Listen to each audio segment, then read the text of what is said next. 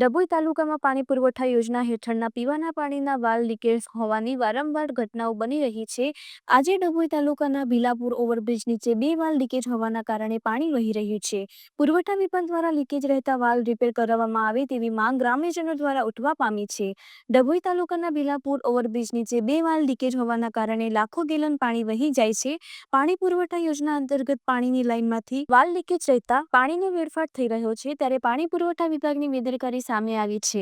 ડભોઈ તાલુકાના અનેક ગામોમાં પીવાનું પાણી પુરવઠા વિભાગ દ્વારા પાણીની લાઈનો મારફતે મોકલવામાં આવતું હોય છે, પરંતુ સમયાંતરે પાણી પુરવઠા વિભાગના અધિકારીઓ કર્મચારીઓ દ્વારા ધ્યાન ન અપાતા પાણીની લાઈન ઉપર રહેલા કેટલાક વાલ્વ ક્ષતિગ્રસ્ત રહેતા હજારો લીટર પાણી દુર્વ્યય થઈ રહ્યું હોય છે.